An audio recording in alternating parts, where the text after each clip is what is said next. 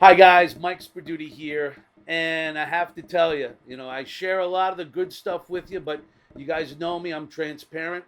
I share the bad too. Well, today I'm still trying to figure out what to do here, but I invested in a stock. It was a medical device company.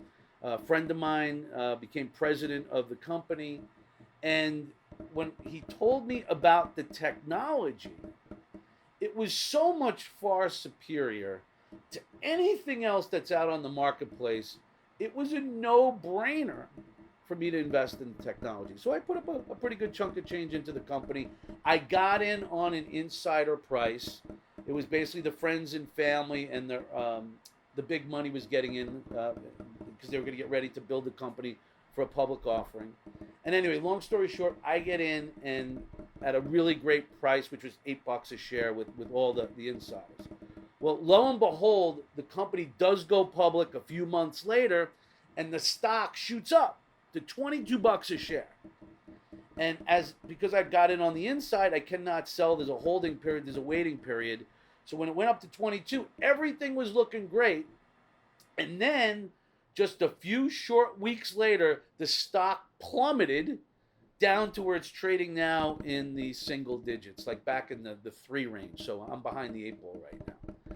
And the reason why the stock went down, what do you think it was? The usual. They didn't hit their first quarter earnings after they went public. And the reason why was because they didn't have a pipeline. The thing I preach, the thing that I tell everybody what you should have is building that pipeline. Right? So all these fancy companies, all these fancy products, everything sounds great, but here's the question. And I in my investments, I never ask the question that I'm going to be asking from now on, which is what I know. And that is after I understand the technologies in place, right? Everybody's got a projection, whether it's a private company or a public company, okay? There's a couple questions I'm going to ask. Number one, what's your pipeline look like? How many accounts are in the pipeline? And what is the value of that pipeline? Number two, what's your closing ratio? Because you have to know their closing ratio. So now I know what sales are going to be if I know those two numbers. And number three, the only other thing I really need to know is their sales cycle. So I want to start asking these companies what their pipeline report looks like.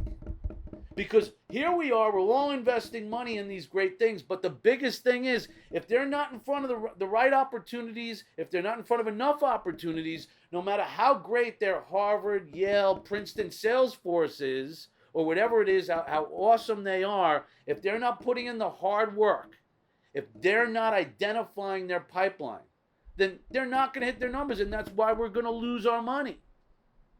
So, and then let me tell you the other thing. If they don't know the numbers, it's not worth the investment, right?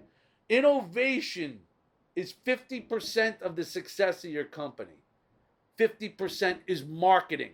Peter Drucker said it best. From now on, as investors, as stakeholders, as people who are going to work for companies, ask them this. Oh, okay, what's your revenue projection? What's your sales plan? How are you going to get there? And get down to specifics with their pipeline. You do that, I do that. Our chances of making money on our stocks, our investments, working for great companies, and achieving shareholder objectives are much, much higher. Wouldn't you agree? Anyway, I hope that helps. You guys get going, get growing. We'll talk to you soon.